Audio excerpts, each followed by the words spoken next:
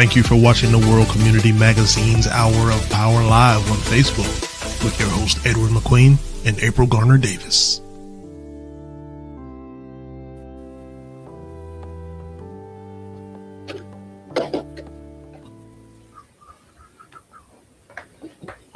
Good evening, Brother Edward.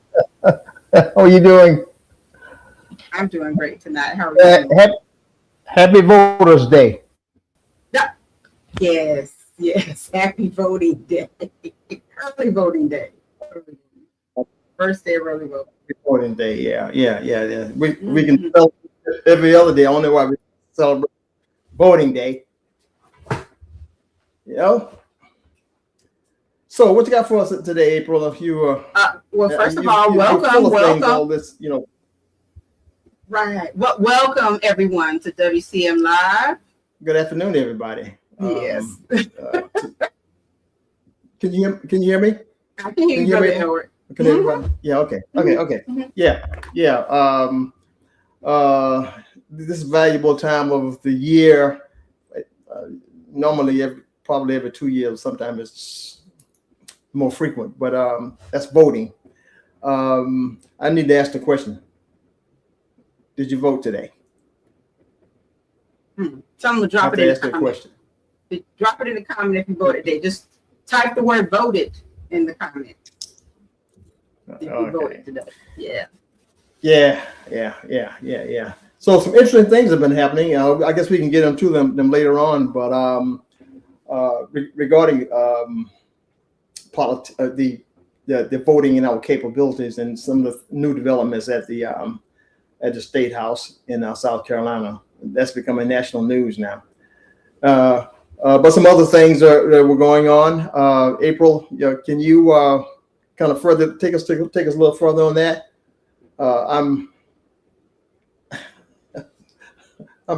Well, we actually have a special guest on here who will be talking a little bit about what's going on in that space as far as voting and the latest developments out of Columbia. And so we will be talking with President Tiffany Andrews of the Myrtle Beach branch of the NAACP, branch number 5568. So we'll get into that a little bit later, Brother Edward. But first of all, we just want to thank everyone for being here this evening. Please make sure that you share this broadcast. We are sharing some very important information tonight from a lot of different fronts: education, politics, all the things are happening this evening. And, one of the amazing things that we bring back every single year is the WCM Summer Jobs Program and also the Reading Roots Literacy Program that was founded by Marjorie McIver, the community icon. And she's going to be here tonight along with another community icon, Zenobia Harper, to talk about the Reading Roots Literacy Program this summer. And we're officially kicking off everything tonight. So we will also share the applications for both programs, which are limited this year in terms of the number of registrations we can take.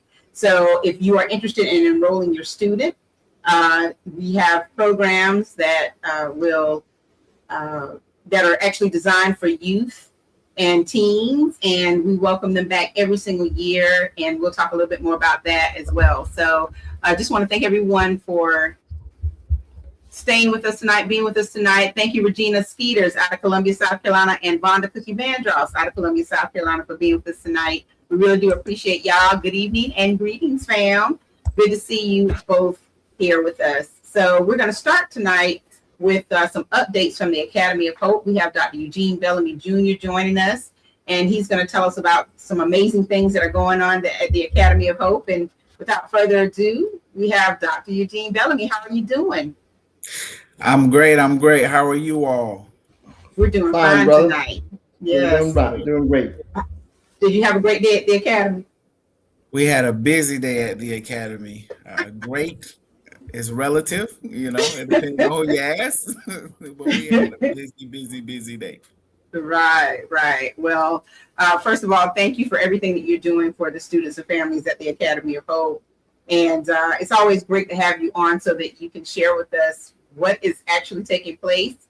And of course, you're gearing up for the new school year, 26-27. Can't believe that we're already in the, the midst of that. And so we've invited you here, of course, to share some wonderful information about all the things that you want the community to know as far as how they can support the Academy, but also how they can register their students for 26, 27. So with that being said, just want to remind everybody that, Dr. Bellamy has only been at the helm of the administration since December 2025. So only, how many months now? 5 months. 5 months, and has done some amazing things at the Academy. And the community is very fortunate to have him leading the Academy this year. So why don't you tell us a little bit about what's going on? Well, super excited to talk about the Academy of Hope. It is indeed, a pleasure to serve. We have a vision that is alive and well to truly change the face of the Academy of Hope, to let the community know that we are here. And from my point of view, we are here for the long term to support the students that we have and those who are coming. Of course, very, very, very soon, we'll be able to share some exciting information about relocation efforts for next school year, which we believe will definitely be a benefit for our scholars and our staff. We have some new opportunities and partnerships that are coming next school year, pressing forward, just returning to the heart of our charter, which is the focus on dual immersion. We're shifting to Spanish from Mandarin. Spanish has been here at the Academy for quite some time, but moving in a way that students will actually leave the Academy of Hope with those credits. And then the entrepreneurship side. So bringing on a business education teacher next year to focus on the entrepreneurship component of the charter. Recruitment is open. Registration is open for pre-K through 8th grade. We have about 10 spots left in pre-K. We have for next year. So if you have a child that needs a spot in pre-K, did not get into a public school, or you have not solidified that, please go to www.theacademyofhope.org and hit registration to sign your child up for pre-K. And we will contact you to get your child in for dial for testing. Also, again, kindergarten through 8th grade, our goal is to have between 100 and 150 scholars next school year. We are well on our way with our registrations for next school year, but we still have room for your scholars. So if you know that your scholar loves or thrives in small classrooms that are very student-centered, engagement-focused, the Academy of Hope is the place for you. This is the place where we are growing hearts and minds on a foundation of hope towards a future of success. We are currently looking for teachers for next year. The business ed that I just mentioned, and Spanish, we have those openings, as well as 1st grade, 4th grade, and 5th grade. All of our other spaces are filled for next school year, so we're excited. Business ed and Spanish being new to us this year in terms of filling those positions. So if you are a new educator or a retired educator who wants to come back and support an amazing vision, again, that is student-centered and engagement-focused, please consider joining us. You can go to our website and look at the employment opportunities, look at the job descriptions, and then send in your resume and your cover letter, and we would definitely reach out to you for an interview for those positions. But in order for us to truly thrive at the Academy of Hope, we definitely need community partners, whether that is businesses or individuals. And we do have our giving campaign that is going year round. We have tiers of giving, starting with the Friends of the Academy, that's $25 to $99, Donors of Hope, Hope Ambassadors, a Trailblazer of Hope, and then a Hope Partner. There are several ways to give via Zelle, PayPal, Venmo, Cash Apps, or good old-fashioned checks. You can mail those in, or cash donations. And we need the community like never before. Again, the future of the Academy of Hope rests on the partnerships that we create in our community, and not just what we call one-off donations, but those who are willing to partner with us, and it may be giving once a year, but it becomes an annual donation to the Academy of Hope for our scholars. Some can do it, twice a year. Some can do it quarterly. Some can do it monthly. We do appreciate those who have been giving monthly. Do want to give a special shout out to the Living Word Bible Fellowship Church. They have committed weekly. They are supporting the Academy of Hope, as well as the Wellspring Fellowship Church out of Myrtle Beach or Socastee area. Those two churches have definitely stepped up in ways unimaginable to support our scholars. So a lot going on in terms of events. We do have High School Musical Junior, our first theatrical performance this weekend, this Friday at 7, Saturday at 7, and Sunday at 3 o'clock. Please come out and support our scholars. They have worked extremely hard.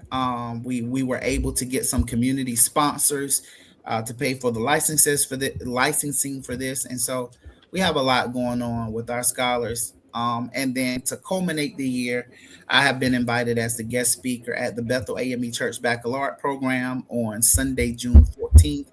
Our 8th grade scholars have the opportunity to join me for that service. And I'm excited to continue sharing with our community, the power of a public education. We are a charter school, but we are a public charter school. And when students are able to come to a place that believes in them, that invests in them, and builds not only the hard skills, which are the academic skills, but the soft skills so that they can thrive and succeed beyond the Academy of Hope. That is when we can truly tap into, their God-given purpose and see them thrive beyond our walls. And so that's what we're focused on. That's where we are. And if you have any questions, I'll be more than happy to answer them at this time.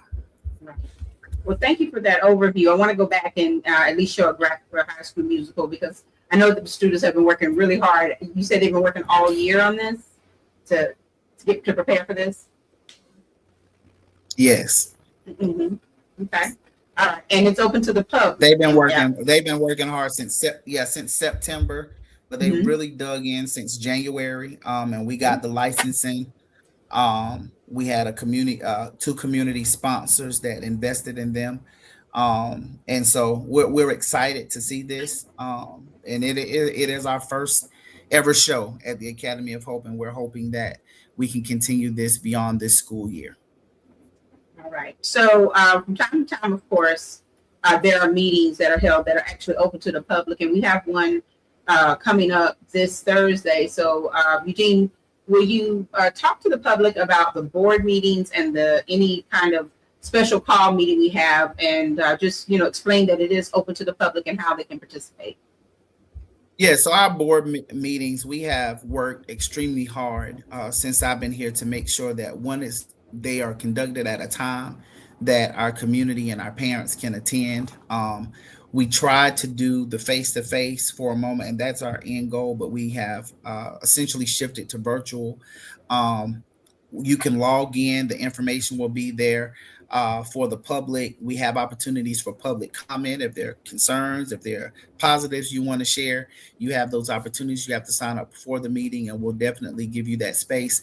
And then oftentimes we go into executive session. And with a lot of the moving parts that we have going on at the Academy of Hope right now, our executive sessions have been taking quite some time. That component of our meeting is not open to the public because you're talking about contractual matters, personnel matters, and all those things. It is not recorded. You're not going to be able to find the executive session anywhere on our website or anything like that. But then we come back into public session, and all votes of the board takes place publicly. So with whatever conversations they've had, if there's any kind of vote that needs to take place about the future of the school, that does happen publicly, even though those discussions are done privately because of the confidential nature of some of the things that we are talking about in those times. But we do welcome you to join us. We're not hiding anything from anybody. We want the Academy of Hope to truly become the community's school. And we just look forward to, again, continuing to serve our families and this community. All right. So, So, go ahead, Brother Edward. yeah. So, do you have any plans of just making a probably a more frequent conveyance of status of Academy of Hope to the public? You know, beyond the. I know you can't do it in the executive meeting, but you know, maybe set up a periodic time there, maybe once a month, something like that, and or in order to make sure that you know you've got the community engaged and their interest hadn't won at all, and in addition to that, building more interest for the academy. Well, yes, I know that we are. I'm looking at scheduling some community meetings. I know I'm currently working with Miss Betty Goss in Bucksport to look at recruitment efforts there. So I'm going to the James R. Frazier Community Center to speak to those families. And, you know, I am open to traveling anywhere. We have students from North Myrtle Beach. We have students from Loris. We have students from Myrtle Beach and Carolina Forest. And so we're looking at ways to build opportunities for me to go to those spaces to speak to those parents. But, you know, so that takes the support of parents as well. And so we're trying to galvanize a team of parents currently that are on site so that they can get their friends and friends of friends to the locations. So I am open to coming and traveling. And if there's any community member who would like to invite me to talk about it, I'm more than happy to go anywhere to speak about the Academy of Hope. And I think those are the best opportunities to really galvanize is to go into the communities where the people are.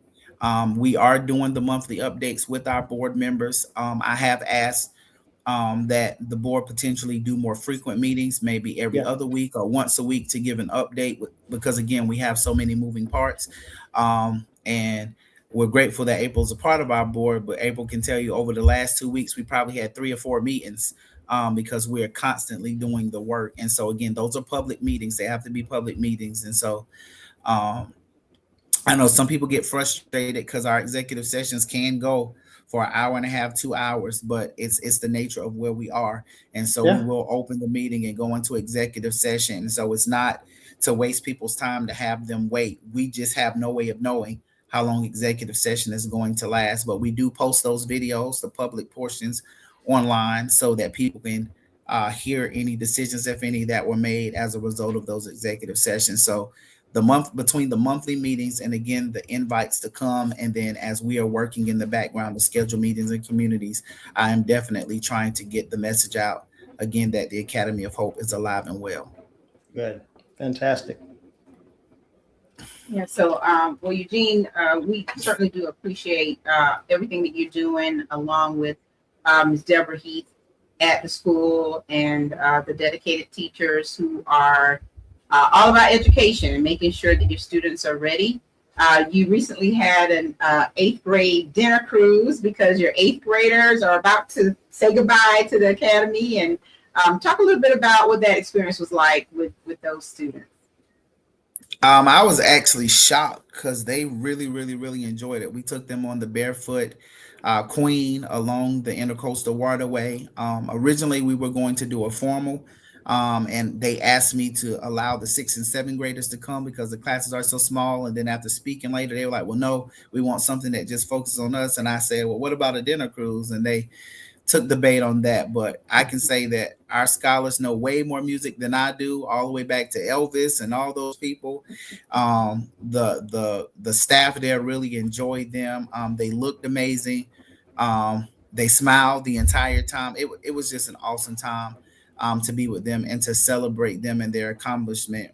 And I would just say, I'll add this in because they bring it up every day, to speak to the work that we're doing and the impact that we've had since January. Several of those students have asked, how can we expand the Academy of Hope to 9th to 12th grade, because they want to remain here for high school. And so that's a testament to the work that we're doing and the relationships that we built in such a short time. And who knows, God has a way of working things out, and maybe Academy of Hope will be pre-K-12 in the near future. But for now, we are preparing them for the high schools that they've chosen, and we will continue to support them from afar as they journey on to their various locations. Yeah. So I just want, Go ahead. go ahead, brother. Yeah, I'm thinking, Eugene, that I'm sure you all have prepared for this, but um, maybe annually, if you don't do it already, you could hear about some outcomes of from some of your grads and how they're performing once they've gotten the ninth and 10th grade over at at local schools beyond yours curriculum. Do you have that as an annual program, letting the community know what how you all have prepared certain students and so forth, and by them coming back and giving some results?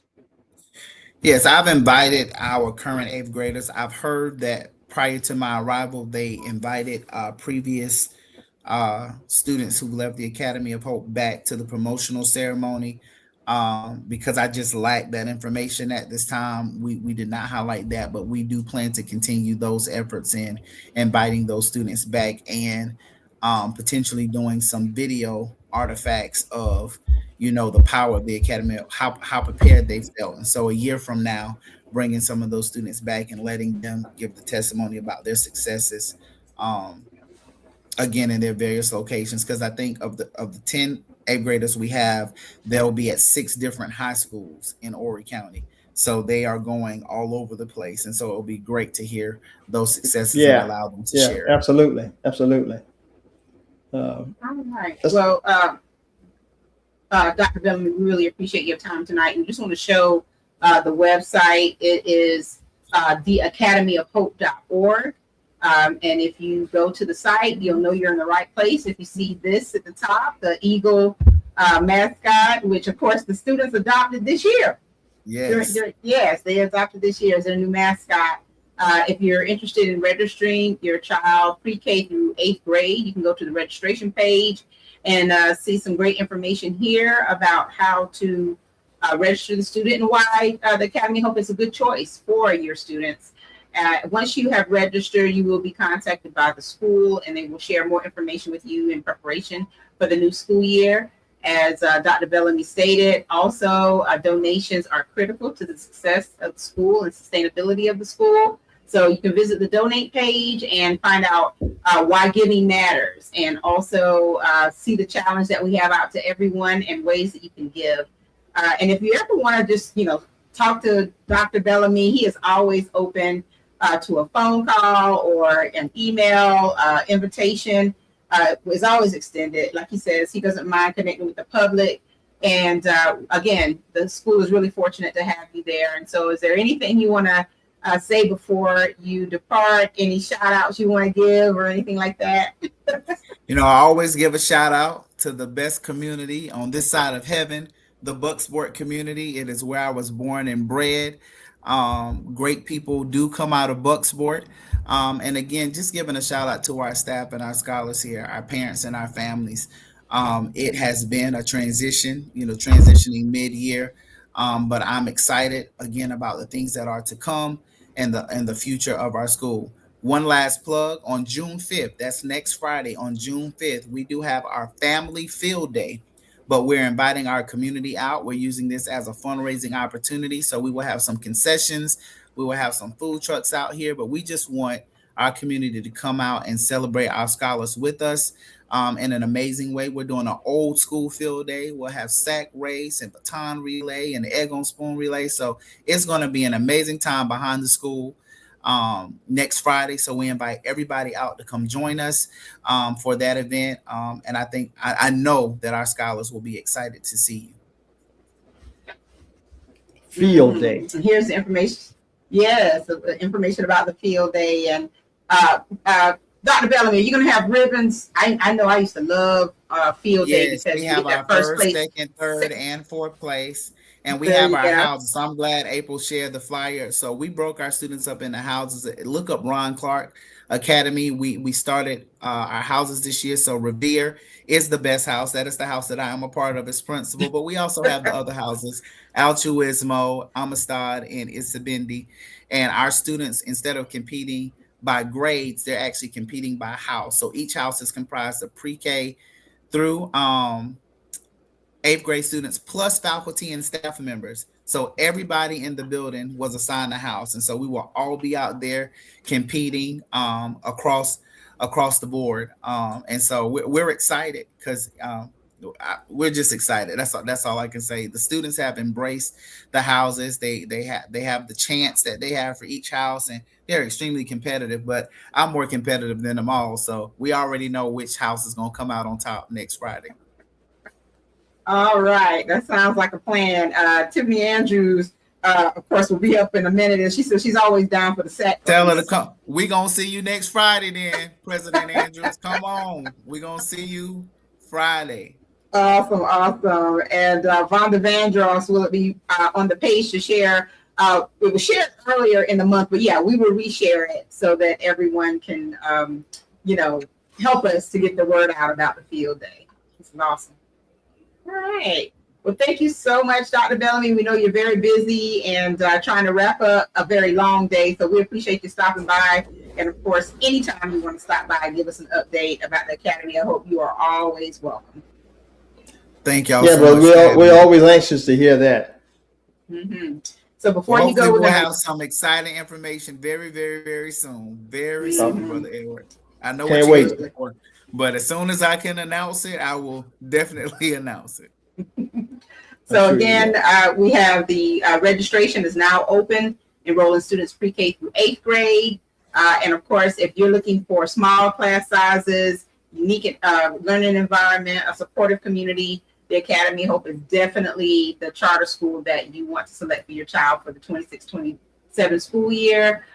Employment opportunities, if you would like to be involved in terms of being an educator at the school, go to the website and visit the employment page, and you can see the listing of all of the open positions that may be faculty and staff, but this is where you're going to find all the information, the academyofhope.org. High School Musical is coming up May 29th through the 31st, and the students have been working hard since January to get ready for this. I know they're completely excited.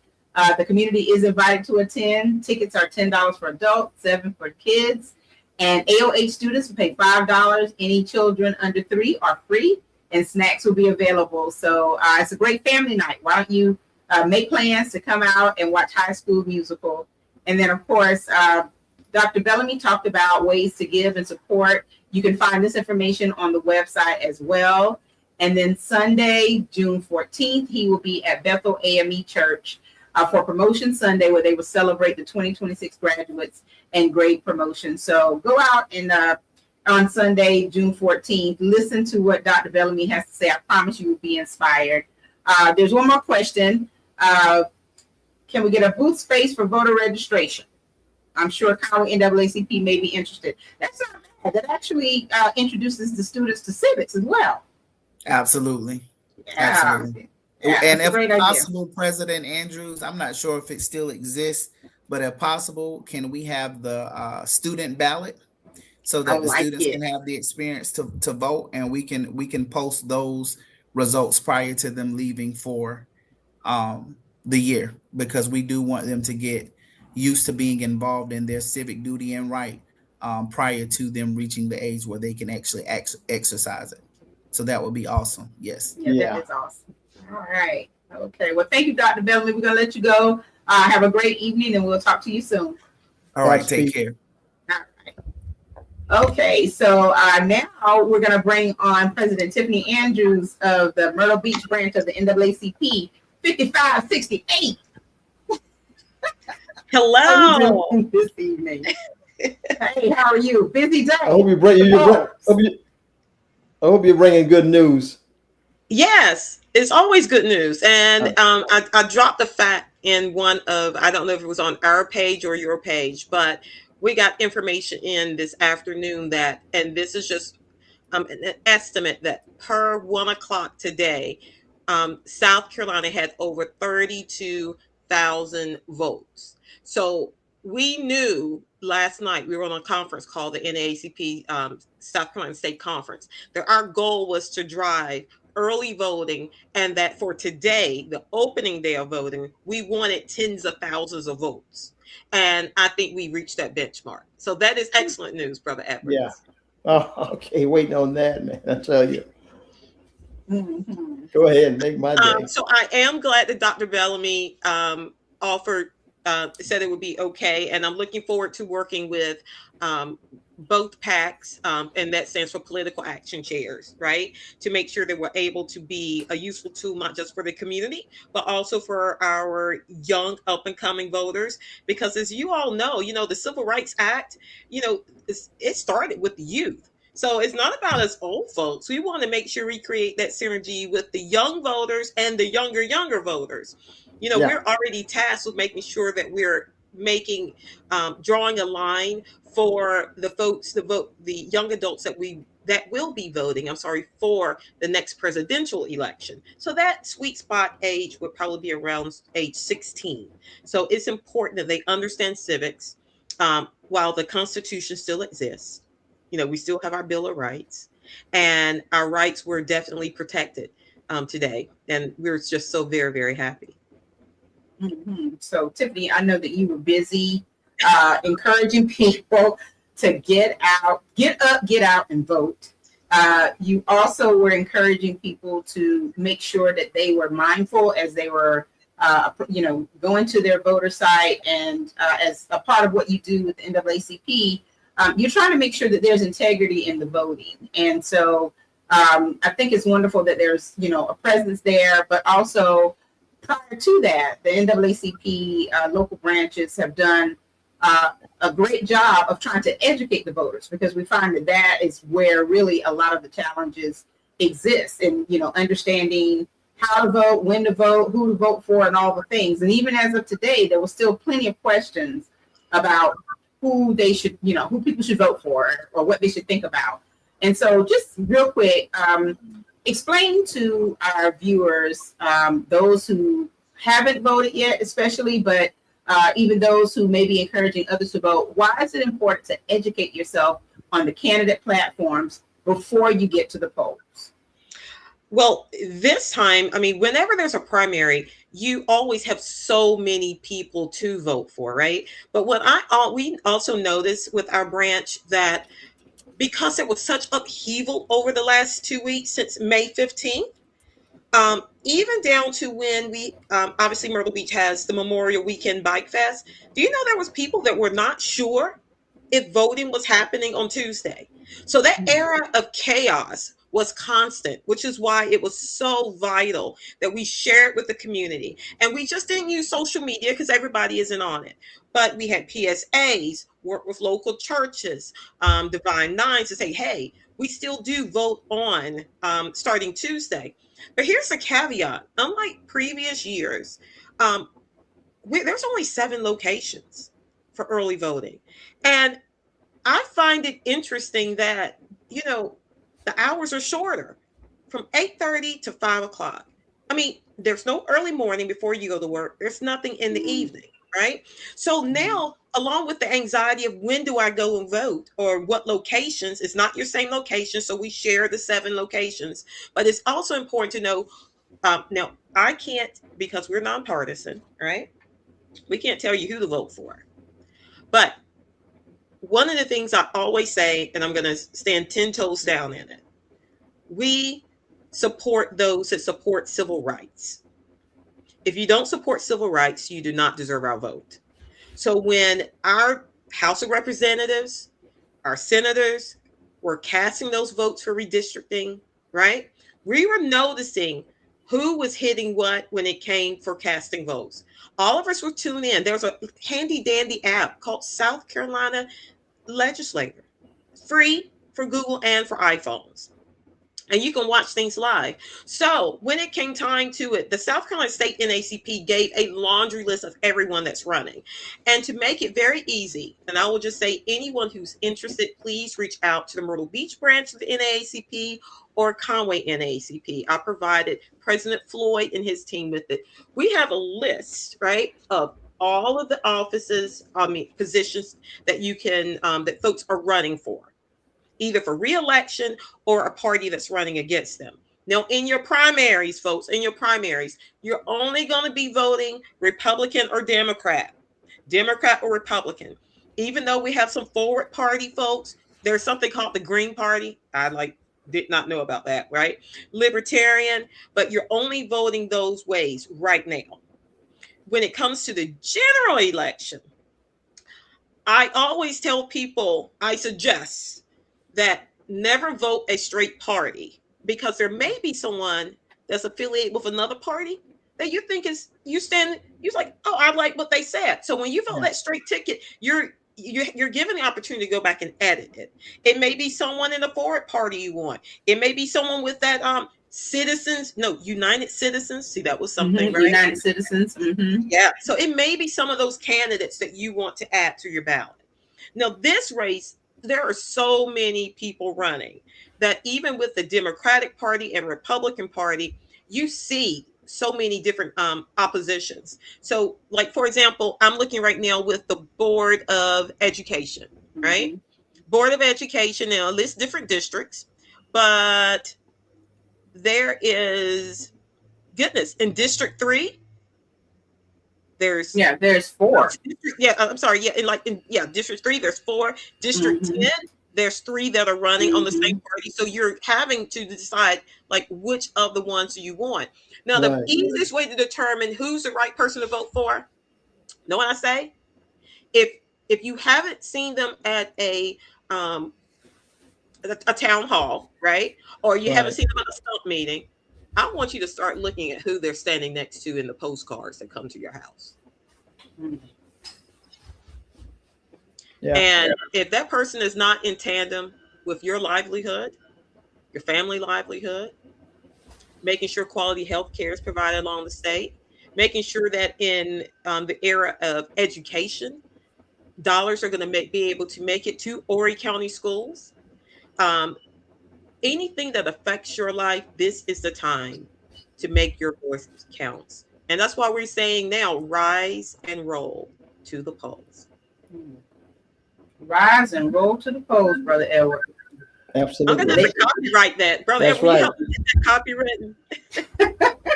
copywritten. Well, I tell you what, people did just that today, and there was a lot of excitement around voting. And I'm sure that the catalyst for it was what was going on with the redistricting debate and all of the things. And one thing that we definitely want to let citizens know is that just because the South Carolina Senate said, no, not this time, it doesn't mean that it's not going to happen. So let's not lose the momentum behind voting. And that's for any and everybody. Let's not lose the momentum. Pay close attention to your state representatives, and just like President Andrew says, what they're doing versus what they're saying. So, Linda Fitzgerald, thank you. She says, rise and roll to the polls.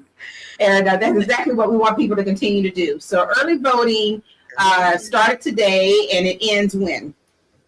It actually ends on the 5th. But keep in mind, there is no weekend voting either. Okay, so it's only like Monday through Friday, and it does end on the 5th. That is, and it only took your driver's license. We are asking people to create a synergy behind this. So post your videos. You can't post when you're in the polls, right? But as you leave, after you finish casting your ballot, to do so. And I really, really have to commend Horry County. When it came down to reaching out to our delegation, we called their office, filled up their voicemail. You're talking about the voter registration office, or what? No, I'm sorry. To House of senators, especially when they hit the Senate floor. We called their office number.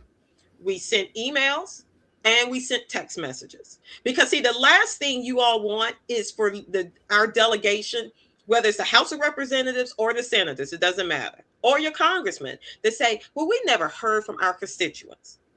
They can't say that now. Now what they're going to have to think of, are we going to be replaced or reelected? We're watching. Yeah. Yeah. Yeah, they need to know that we are watching. Yeah, well, this is great information. We appreciate the update and the highlights from today.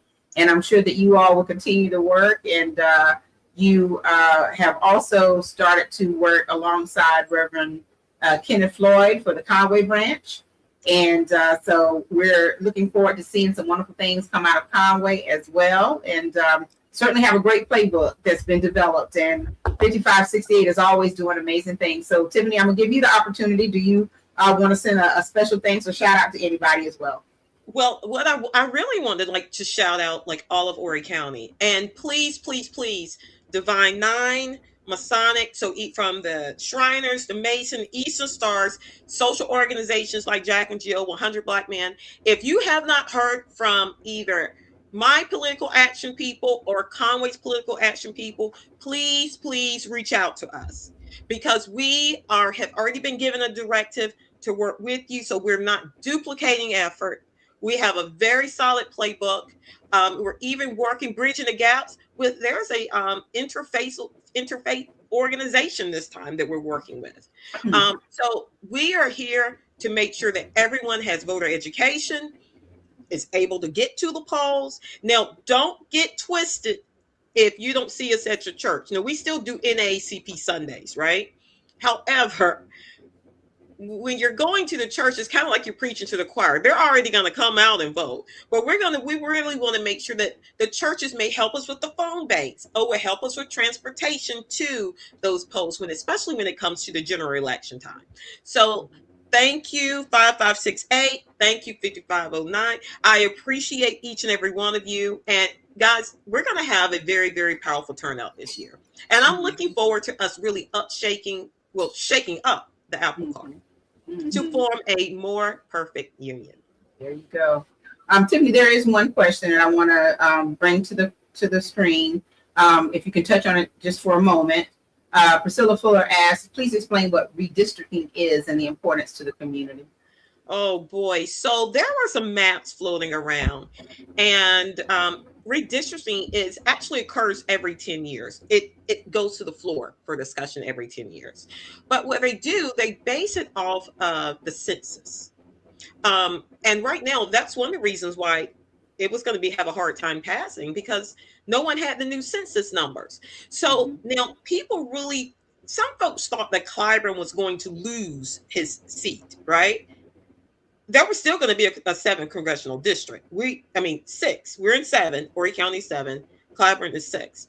That was still going to happen. However, the lines were going to be drawn so there would be additional seats. Okay, so he may have lost a portion, or someone may have gained. There was going to be, I think, between Florence, Horry County, and Richland County, those lines look totally, totally crazy. And it makes you wonder, how can someone in Florence, people in Florence don't have the same economic engine, let's say Myrtle Beach, because we're all tourism, or folks in Richland County, their economy and their livelihood is a heck of a lot different than Horry County. Yeah. So knowing the needs of your constituents just wasn't there. Yeah, and for anyone who actually watched the action on the House floor, it was always questioned in terms of meaning the data and the census information. It was always in question in terms of how the proposed maps were drawn. So it was definitely I watched. Was unnerved at times and thought to myself, yeah, how can you make an uninformed decision that you believe is right for everybody? And so I'm glad that there was, some people who rose to the occasion and decided, yeah, we can't do it this way. And hopefully moving forward, everyone will continue to educate themselves on what this means, what gerrymandering is, all of the things that are wrapped up in this little bundle that we've been dealing with in the past couple of weeks. But now voting is well underway. Absentee voting, as Sandy Martin explained to us a couple of weeks ago, had already started, and then now we're in early voting. And so, the cycle is happening. And you guys, please thank your, for example, please thank, there was one senator that stood by his vote. And as we were calling and texting, I was like, hey, don't give this one grief. He did the right thing. And that was Senator Greg Hembree. So that is one I would totally, totally like to give a shout out. So when you see him on the street, say thank you for supporting us and thank you for believing in what your constituents wanted. No one else was budging that we spoke to. Mm-hmm, mm-hmm.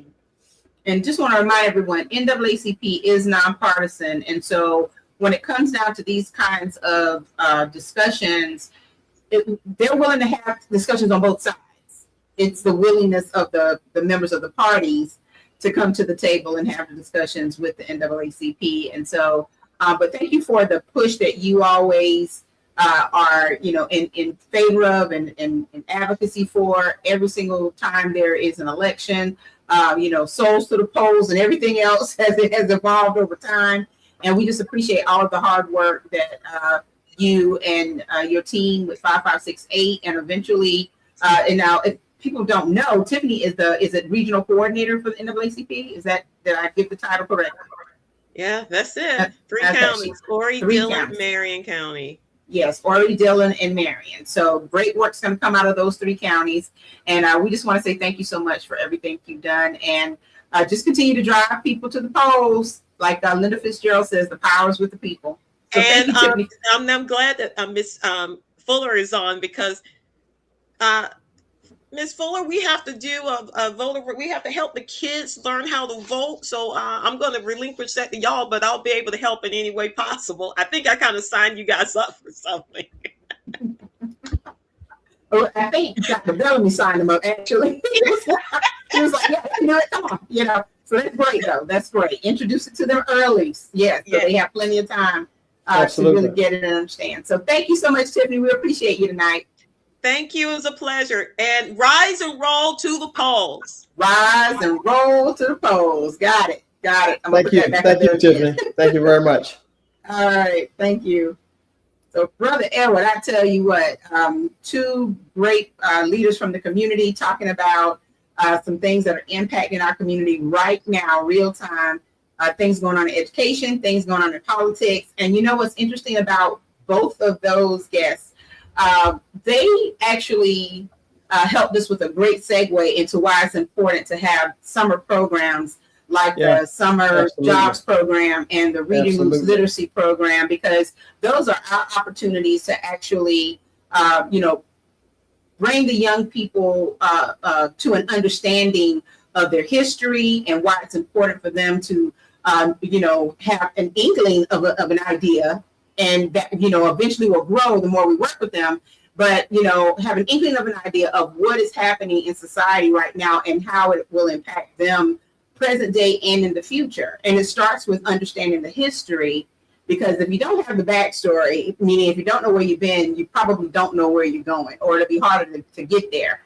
And so we have with us tonight Ms. Marjorie McIver and Zenobia Harper, who are going to help the 2 of us to explain what's going on with the WCM summer jobs and reading roots programs.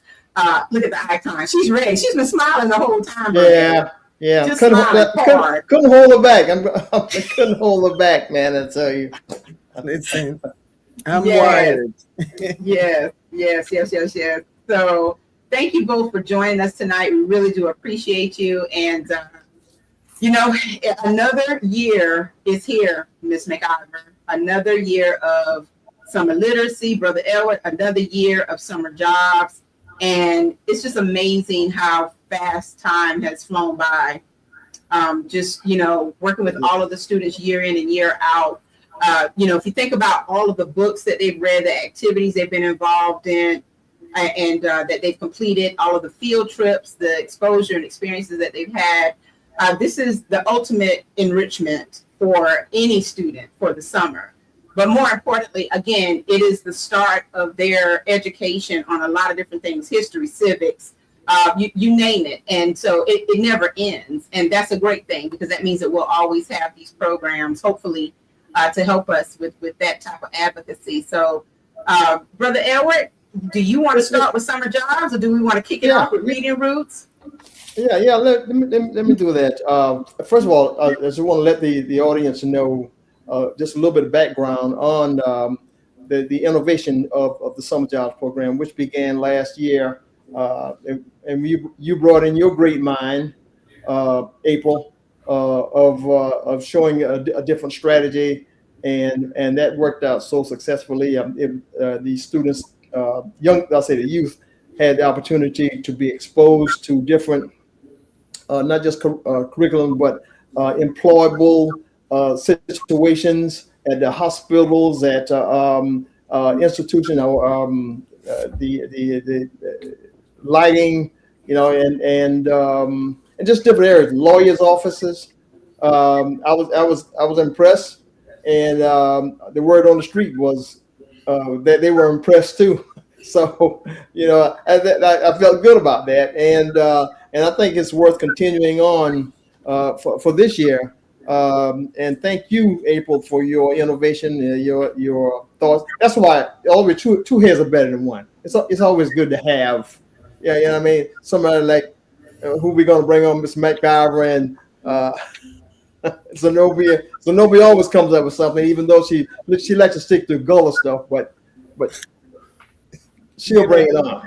But anyway, so our summer job program this year is going to it's going to be limited, just like last year. We're limited to a number of students because I think our administrative capabilities probably need to be enhanced. I mean, with more personnel in order to accommodate 30 and 40 students. Like we have had that from 5-7 years ago. We had as high as 75.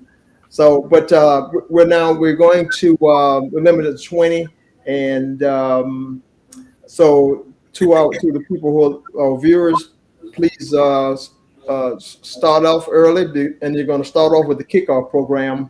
Ms. McIver, do you want to talk about that, or you just want me to just go ahead and just lean on into it? Just let me finish some logistics first with the monetary part. The ages are still from 14 to 17, okay? And it's a 6-week program. Actually, we said 18 because there may be an 18-year-old in high school. Oh, maybe an 18-year-old. Okay. And that's good. I'm glad you said that, April, because there just may be. I said the limit was 20. If there's some flexibility there or something that causes us to collaborate and say we're going to add another student, maybe 21, I'd like to know that exists out there. Okay, so we're asking that you send your donations to the World Community Magazine Youth Summer Jobs Program, P.O. Box 2391, Conway, South Carolina. And we can. I'd like to say that, and Ms. McIver, you can follow up with me, that the kickoff program, which will include the WCM Summer Jobs program and the Reading Roots Literacy program, and that was really successful last year.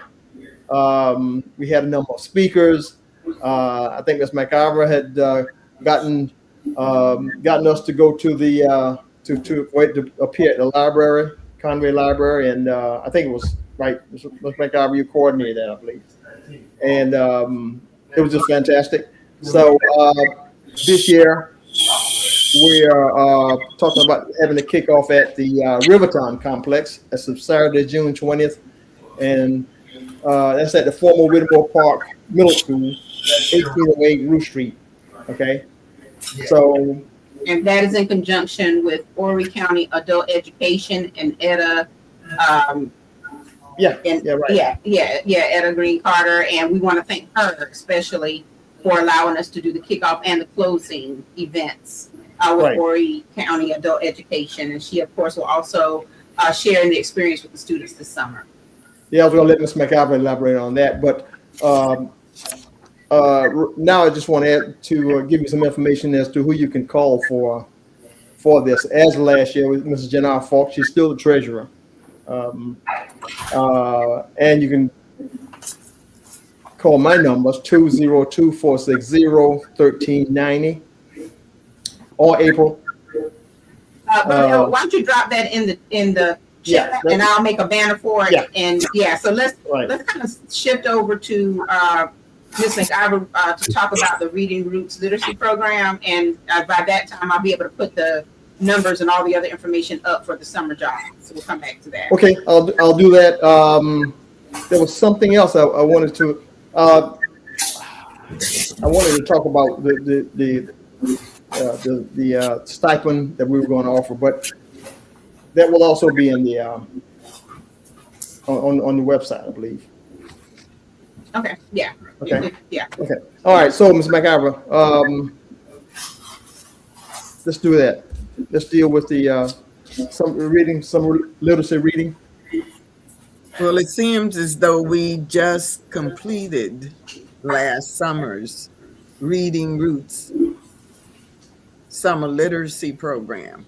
And here we are coming full circle back to another season where we are going to expose our young people not only to books that would help challenge them, especially the developmental levels, but we'll also be working with community engagement programs to make sure that we are connected with the adults as well as the young people throughout Horry and Georgetown counties. This year, we have several new books that we've added to our collection, and those new books will be put in a packet. And as we look at the registration information and the level of the learner that will be a part of the program, then we will be able to assign books. And a lot of them will be assigned based on the young people's interest areas as well. So we look, just as the summer jobs program, we look at potential career opportunities, and we expose the young people to those things through their reading. One of the things that happened in Horry County this past year was this program that Superintendent Cliff Jones brought to the county, and it was Rise with Reading. And I saw so many opportunities for community engagement with parents, with young people, and just having reading a big focus across the curriculum areas as well. Now, we've been doing this since 2009, where we've been focusing on academic enhancement areas with a focus on reading. This past summer, we interfaced with 10 different authors. Those authors either came to the sites where the young people were, or we were able to make connections over the telephone. And they shared a lot of information that way as well. But most of the interactions came from face-to-face contacts with these authors. We want to continue to do the same thing. And also during this experience, our young people are able to travel to sites across the corridor. But I can say truthfully, thanks to Ms. Zenobia Harper and the efforts that she's put into our summer literacy program, which extends itself from gardening to beach cleanup.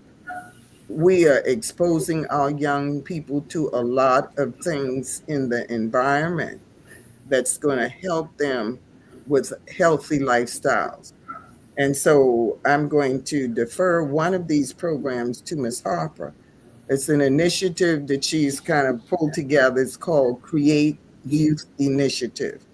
And this has to do with preserving our environment, making sure that our waterways are safe and that food supplies in the food chains not tampered with, that the species that are in our environment are not endangered. So I'm going to turn this part over to her so she could share the aspect of Create youth initiative that our young people through the reading groups will be exposed to this summer? Thank you so much, Ms. MacGyver. So my organization, the Gullah Preservation Society of Georgetown, South Carolina, Inc., along with the Gullah Geechee Nation, that's Queen Marquetta Goodwine, and the Gullah Geechee Chamber of Commerce, that's Marilyn Hemingway here from Georgetown. We all have a partnership with the South Carolina Sea Grant Consortium. And so we are part of a project called CREATE. And it's kind of a community action coalition. And we partner with communities across the Gullah Geechee communities and also communities that are coastal communities. And we are weaving cleanup events along with student internships and community engagement so that we can empower and also highlight the opportunities for these communities to be involved in marine debris cleanups and taking on the the cleanups and removal of debris, and taking, letting people know that we have that responsibility, and we are take our responsibility very important when it comes to cleaning up our environment. Miss MacGyver, please come get your My friend. I cannot, anyways, pray for me. So that's what CREATE is about. So once there's a marine debris cleanup, we have artists that are also responsible for doing a part of the cleanup, and they come and they do an art showcase. So we have had, I believe, a total of 5 showcases, with one more left to go in June. So the artists that are part of the CREATE program, we have showcases so that they can show the art that they create with the marine debris that they clean up. So they take something that they have found during the cleanup, and then they create a piece of art out of it. So what we are doing is we are allowing are given the opportunity for Ms. MacGyver's students to do the same thing. So we are doing a youth initiative. So it's going to start off with the kickoff. Ms. MacGyver, when is that? June the 26th is the kickoff. June the 20th is the kickoff. Yeah. And then they will have an opportunity to actually be involved in a marine debris cleanup in Georgetown County, where they'll come and we will, they'll clean as much as they can, and then pick and choose things that they find and make a piece of art out of it. And so we're also trying to change vocabulary. So instead of calling it trash and calling it marine debris, we're calling some of the things that they pick up art supplies. And we're trying to, let them know and understand that there are lots of things that you can do with things that other people think are just trash or discarded. I don't know if you can see these are bracelets. Oh, wait a minute. See those bracelets? Those bracelets are made out of plastic bottles. And so you can make lots of beautiful things with what people throw away. So we will have the marine debris cleanup, and then 3 sessions, Ms. MacGyver, where the students will be able to work with local artists to help them create that piece of art. And once the art is created as a part of the closing ceremonies for the summer literacy program, we will have a youth showcase. So the youth can show off the art that they created to their community and family members, and let people know the experience they had through the summer. This program is funded by NOAA. And so we thank the South Carolina Sea Grant Consortium for the support of this program and all of the programs with CREATE. And we also thank the National Oceanic and Atmospheric Administration for funding this project. So I'm looking forward to it. I know that they're going to do some awesome work. And just as the South Carolina Sea Grant Consortium group had the competition with these art pieces that were created, and they were judged during the Gullah Geechee Community Day downtown Conway. Those folks were able to get stipends or monetary awards for their creations, which were judged by local folks. Now, the same will hold true for these young people who are going to do the marine cleanup. They're going to be able to make something out of what they have gathered.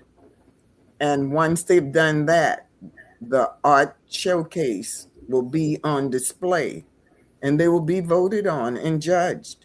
And these young people will get monetary awards for their creation. Is it safe to go on and tell them, Zenobia, what the monetary awards? Absolutely. And then I'll have to get Jerry to write the check. All right. For the first place winner will receive $150. Yes. Second place winner will receive $100. Third, $75, and the fourth place winner will receive $50.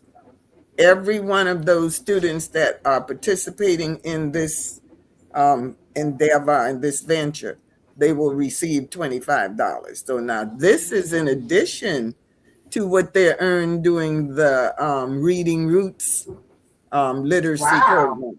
So we've got a lot of good things going, and I would be remiss if I didn't mention this. This morning, we got up like 6-ish this morning to go to Conway Elementary School to participate in their Fine Arts Day. We had 5 sessions back to back with third graders. And we presented this workshop called Making Something from Nothing. And this basically is what our summer literacy young people will be doing, making something from nothing. Just like that. That same pronunciation, something from nothing. Something from nothing. And we look forward to it. The other thing that our young people experienced this past school year, we don't just work during the summer. Zenobia keeps us busy throughout the school year. Coastal Carolina University, professors there. Please give me the names now because You're right. So Dr. Tabitha Lowry, who is an English professor at Coastal, and Professor Ashlyn Pope, who is in the visual arts department. And they are both co-directors of the Jordan Institute for Gullah and African Diaspora Studies, and Amber Bacon, who is in the English department, and Professor Amber Bacon, who is in the English department as well. And I could pull out some of the creations now, but I won't do that. We're going to add those to our showcase. But I tell you what I can do right now. Excuse me.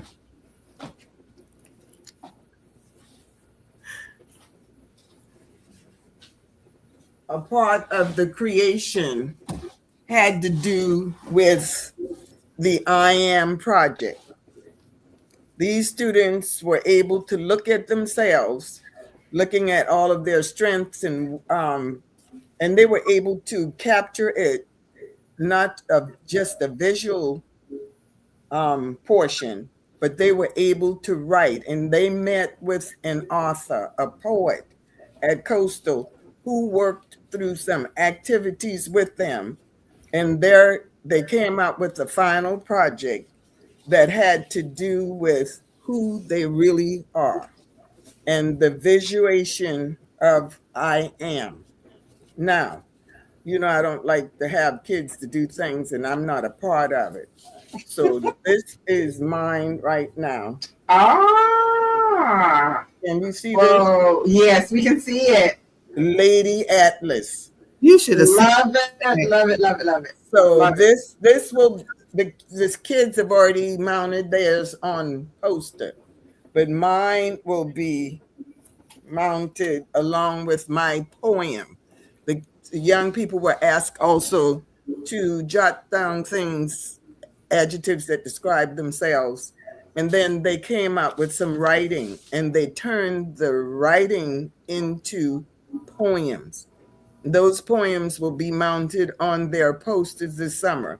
But we have their posters already finished. They've already been mounted.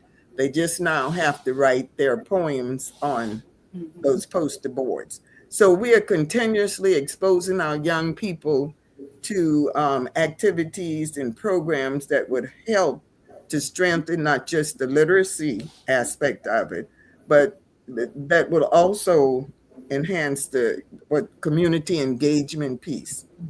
And we want to continue to do that.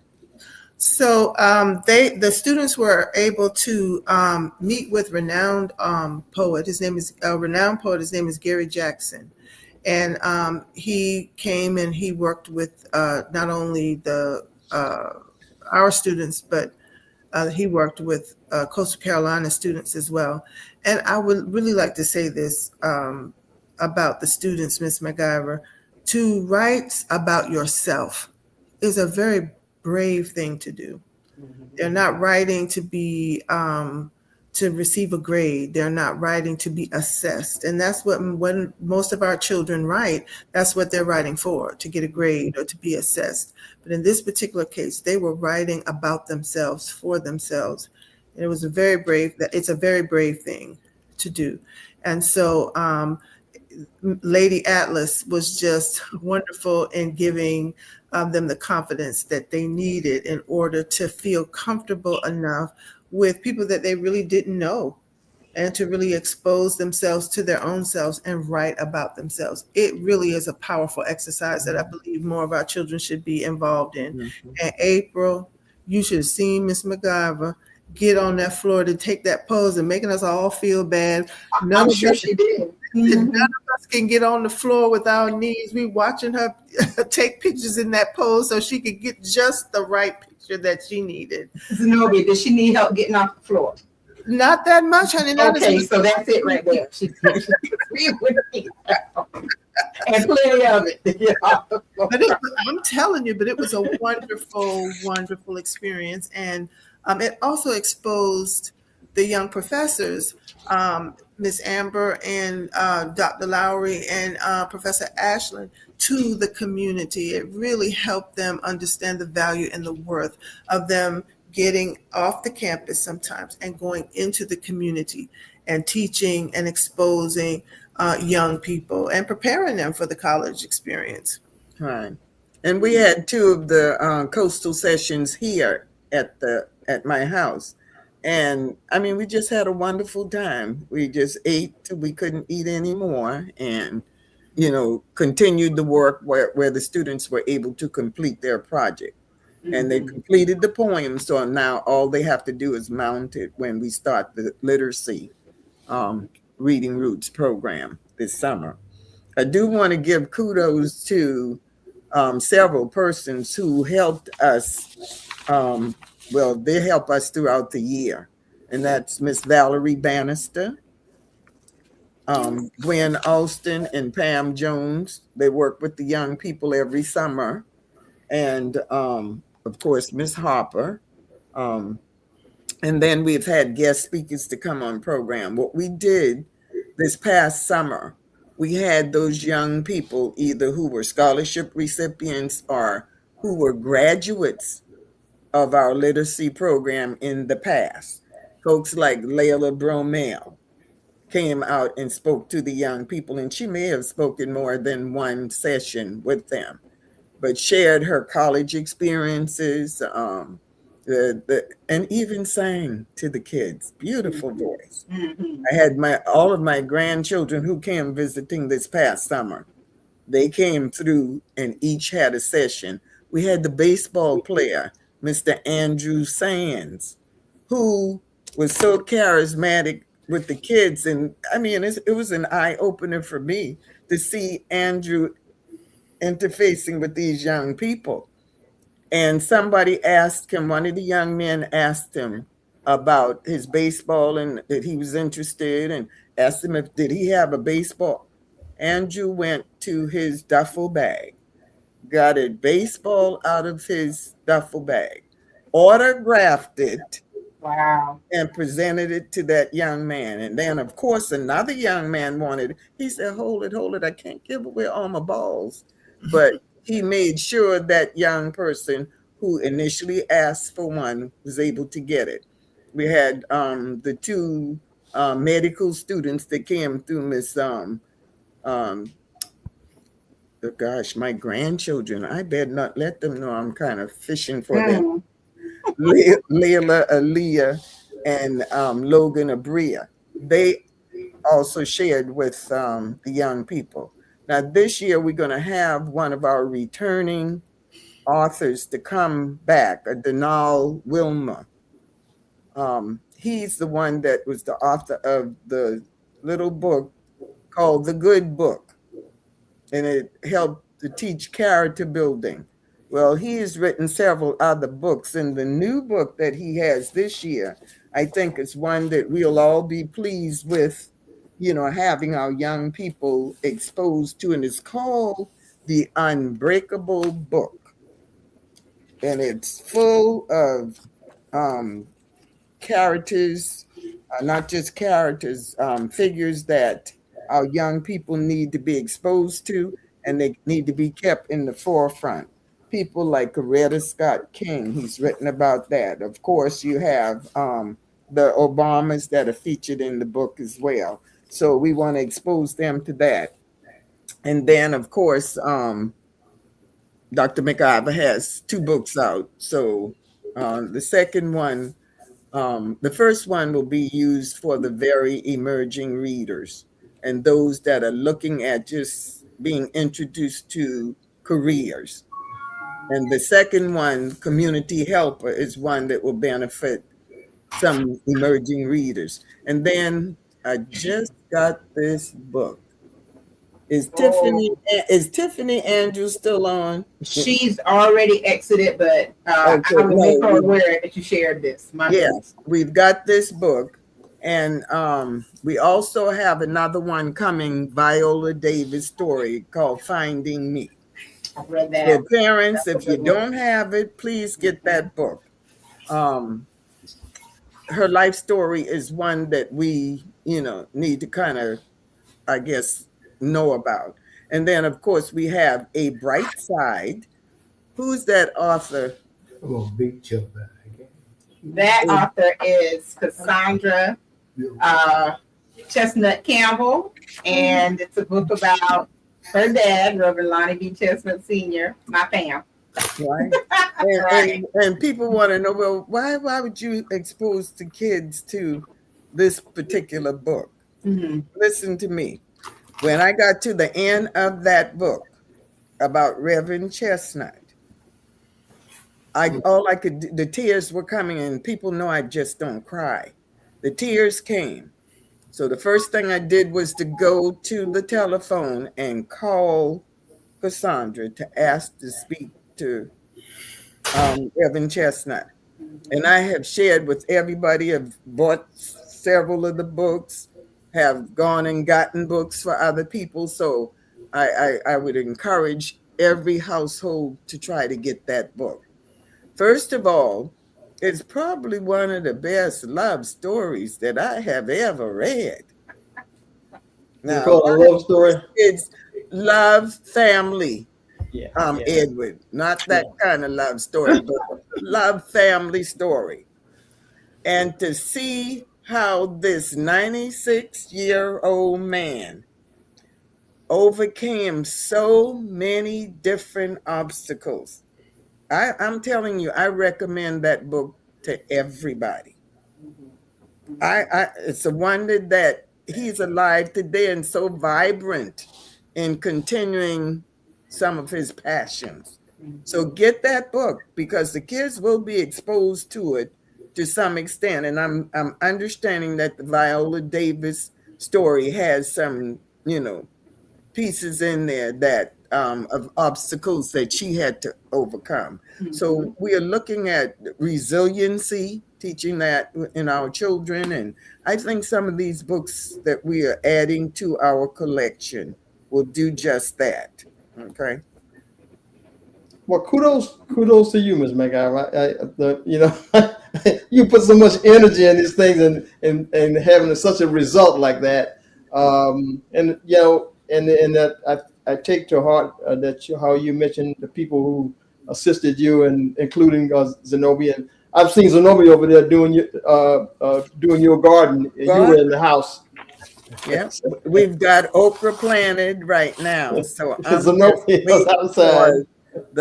I'm waiting for the kale and the collards and the bell peppers, all my favorites. So they'll No, go to, but the beauty of it is the kids work the garden. The kids did it during the summer. no collards, Miss Mac. You're not getting collards to the fall.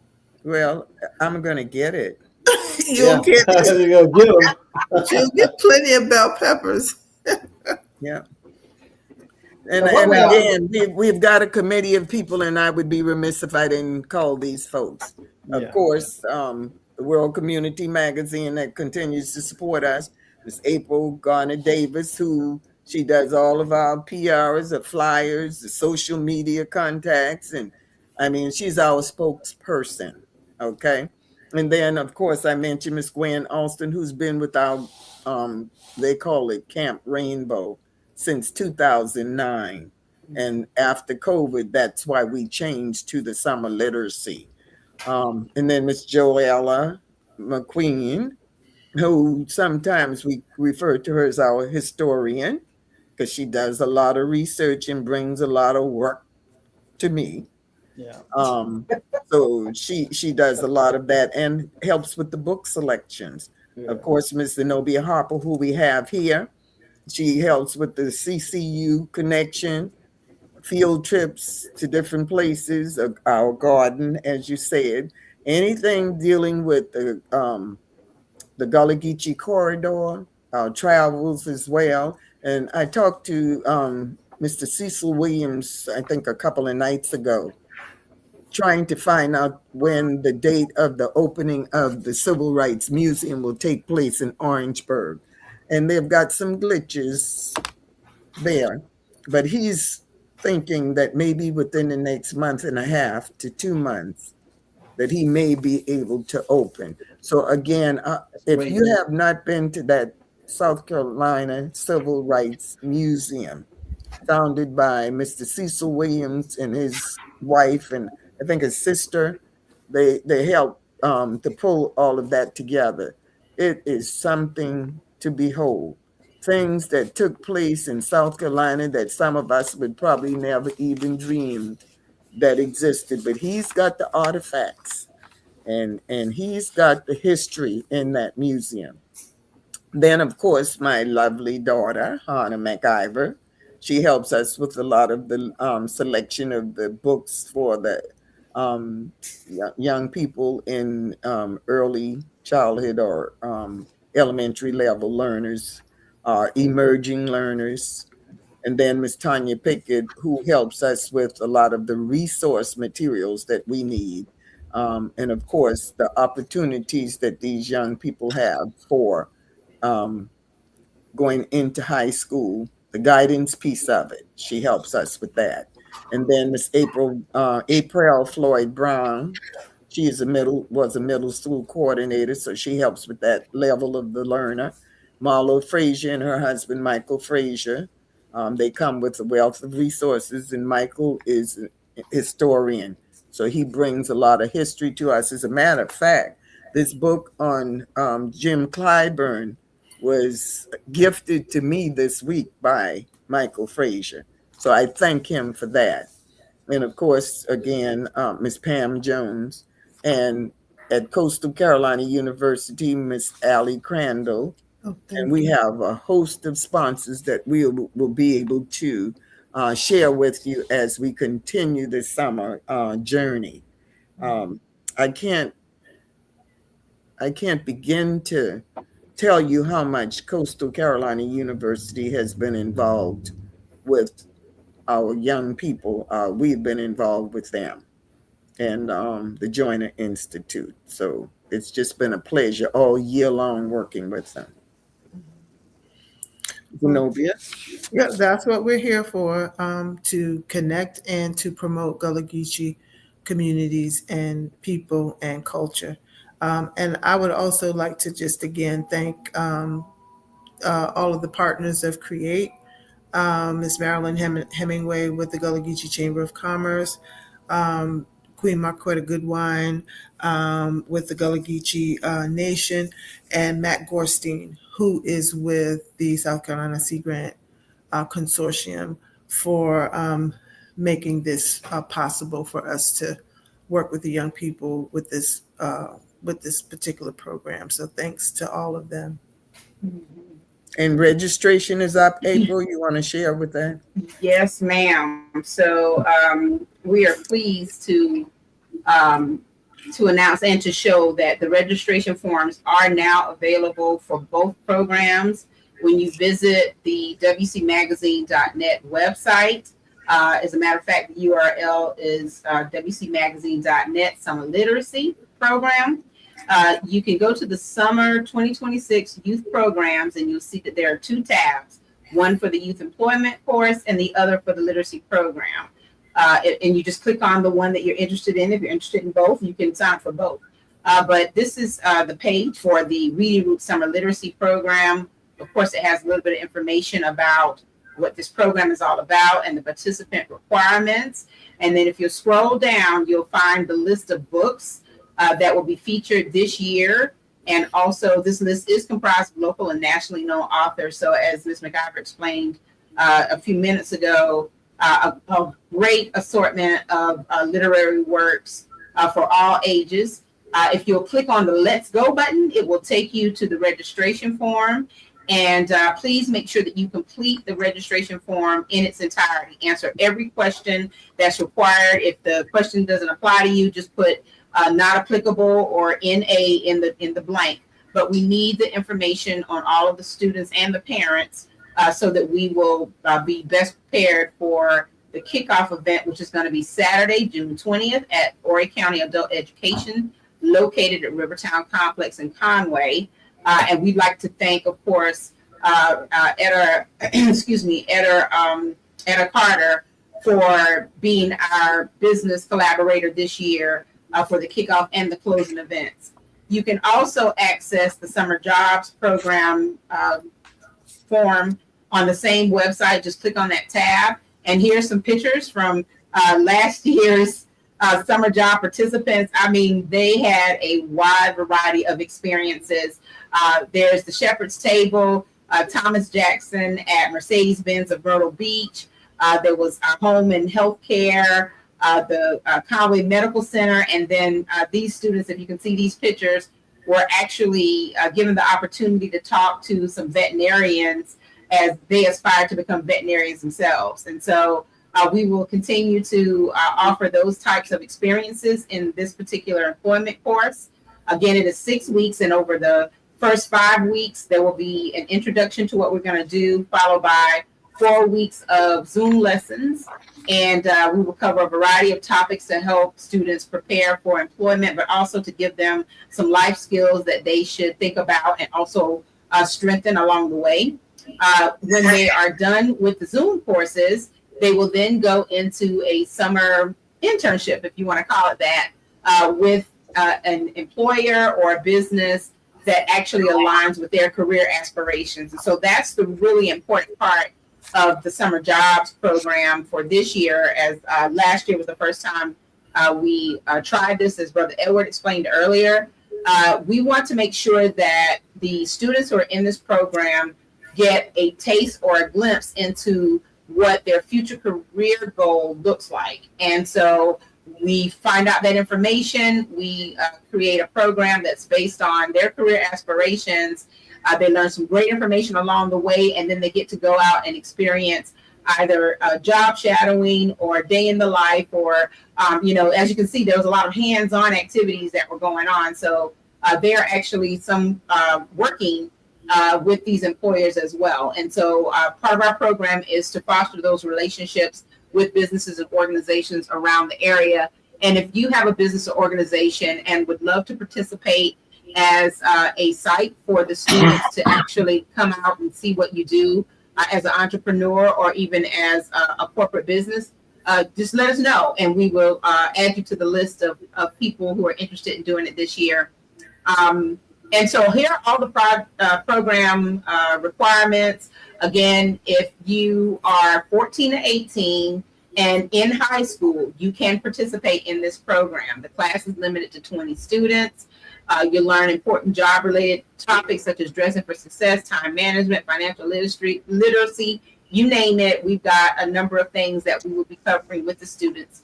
And in the virtual sessions are on Fridays for 1 hour.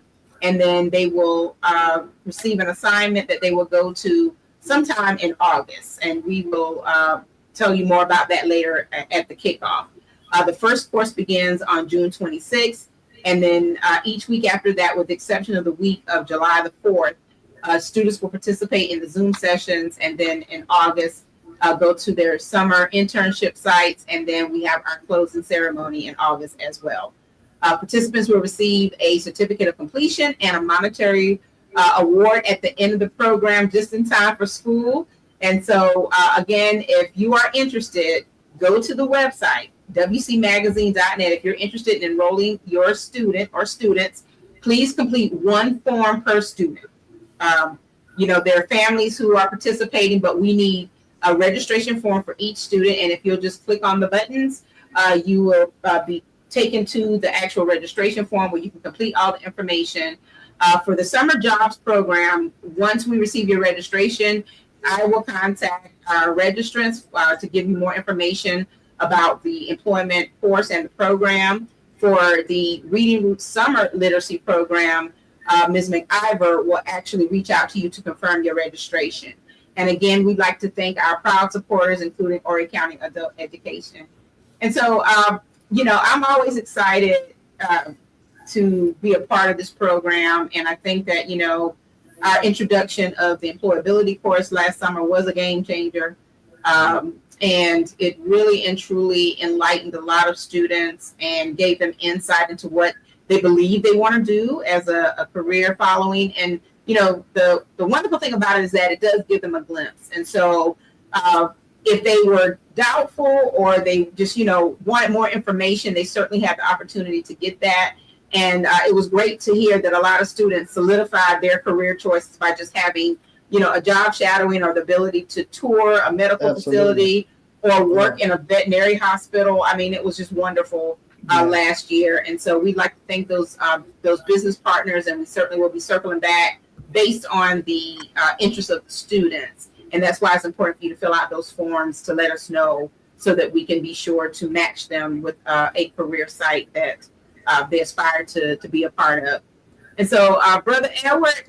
So April, I think we can't say it strong enough that the attendance at the kickoff is critical, right? I mean, because they're going to get the information off the line, and then they'll have the application and so forth. So the attendance at the kickoff, yes, is critical. Yes, it is. Glad you brought up that point. The kickoff is where we will officially start the program in terms of all the information that they need, all details for both programs. We're still working on the lineup for the program, and so we'll release that information really soon. But last year was very inspiring in that we had a few people from the community to come out and talk to the students about the importance of education, career exploration, just really staying focused and driven by goals. And so we certainly will do that with our kickoff this year. And of course, with our closing in August, we will celebrate the completion of the program and give out awards and actually see the culmination of everything that they've done through their projects and field trips and hear from the students. So this is a great program. And listen, for summer jobs, it is only 6 weeks, but it's the best 6 weeks that your students will spend this year learning more about their career aspirations and earning a little money while they do it. And I can't even say enough about Reading Roots. I was like, where do I sign up? I want to sign up. And because the experiences that Ms. McIver and Zenobia talked about, just absolutely incredible. And what a way to introduce the students to art, culture, and history all in one program. I mean, that the emergence of all of those different areas is just phenomenal, especially for our students. The program is actually open to any student. We've had students who have come from outside of Horry County, and as long as they can participate, hopefully they can make it down for the kickoff and also the closing. But we don't want to exclude anyone. So this program is open to anyone who's interested in the literary works, as well as the summer jobs program is open to any students 14 to 18 years old. I think sometimes people, think that it's very specific to a particular group of people, but we're here to educate all of the students, anyone who's interested in learning more about our history. And, what a wonderful way to do it. Make friends along the way and find out more about our history and our culture. So, Ms. McIver, Zenobia, thank you so much for being with us tonight. We really do appreciate it.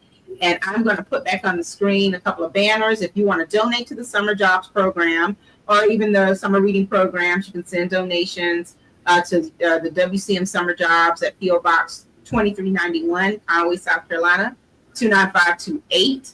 And we would absolutely love to list you as a sponsor or a business partner. If you want more information about how you can do that, please get in touch with us. We really do want to include the community as much as possible. Also, register your students like tonight, as soon as possible. I promise you, those 20 slots are going to go quickly for both programs. There's 20 slots per program. And people have been asking for weeks, and I'm sending out text messages, hey, we're launching it tonight. So probably by the weekend, we may have all slots filled. So don't waste any time. Go ahead and sign your students up so that we can get prepared for both programs by June 20th. So Ms. McIver, Zenobia, Brother Edward, do you have any final remarks regarding our summer programs? Well, I can only say that. Well, I'm certainly glad that we had our two guests on there tonight, the icon and of course Miss Zenobia. Is she Icon Junior, Miss McIver? Is Icon Junior? She calls me Icon Junior. That's what you are, April. We're the Icon Junior squad. There's a lot of us. Yeah.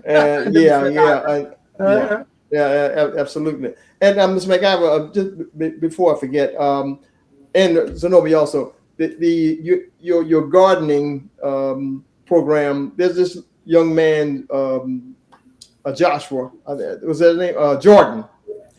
Who when I saw him the other day, he was still asking about that. It was about the being a farmer. That's the word that came out of his mouth. Zenobia, tell them what Jordan told you today at Conway Elementary School. So I saw my young farmer today at Conway Elementary. Third grade.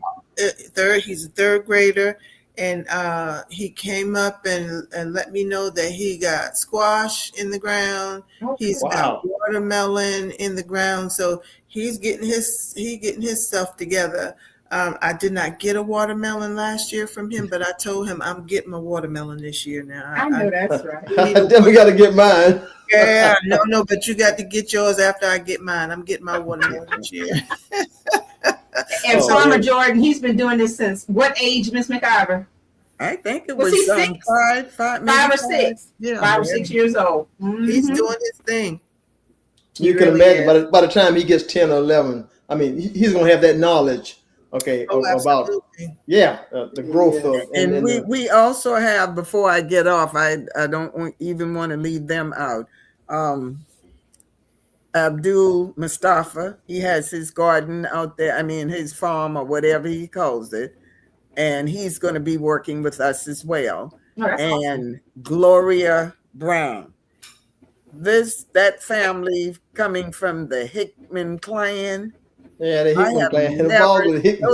Those are probably the smartest, most creative people. Mm-hmm. They really and Gloria sat in that library today, and she started weaving baskets from the time she sat there. Of course, I got my little gift. So. But I mean, it's just phenomenal, from the quilt making with her mom and they do quilt making as well. They were featured. Yeah. I mean, this is such an ingenious group of people in that Hickman family. The mom, Marjorie was featured, as you saw in the magazine. Oh, yes, yeah. With quilts. So we've got so many resources in this community, in this county, and it behooves us not to take advantage of it. And they'll say, well, Margie, you're going to have to come with us. We bring them along. So we've got a large cadre of people who are willing to help, to serve as resource people, and I just thank them for it. Well, Brother Edward, we've had a action-packed show tonight. Lots of things going on. Launching summer jobs, summer literacy, talking about great things at the Academy of Hope, encouraging everyone to vote. We've done a little bit of everything tonight. It was wonderful. I'm telling you. I'm telling you. If this is all about community. Just about to say. Yeah, it's about to say. So I certainly thank you all so much. The Juneteenth, did you want to mention? Yes. There you go. So there's a Juneteenth celebration happening in Myrtle Beach, Saturday, June 20th from 2 to 7 p.m. at Charlie's Place, 1420 Carver Street. All are welcome. This particular Juneteenth celebration is, I believe, coordinated by Neighborhood Services.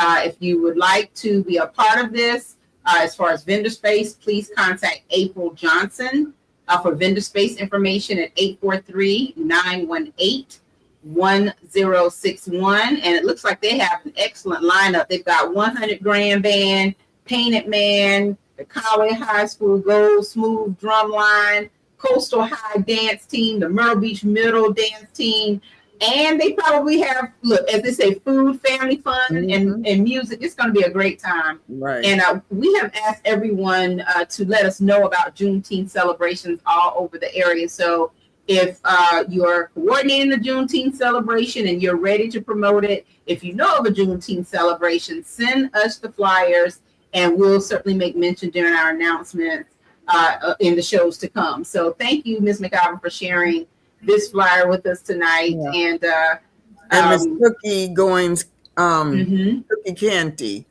you could get in touch with her as well. And she's trying to coordinate efforts where the county could come together at one time. But again, it's important, as April said, that you send in your calendar items. And that way it would avoid some of the conflicts that we've had in, scheduling. So if you don't have anything planned, go to Myrtle Beach on the 20th. Exactly. And that's for any event. We want to know about all events that are going on in the community so that we can share that information. And we're going to have it, April. We're going to get that calendar. Oh, yeah, we'll get there. We're going to get that calendar. But again, thank you all for joining us tonight. And we ran it right up to 9 o'clock tonight, Brother Edward.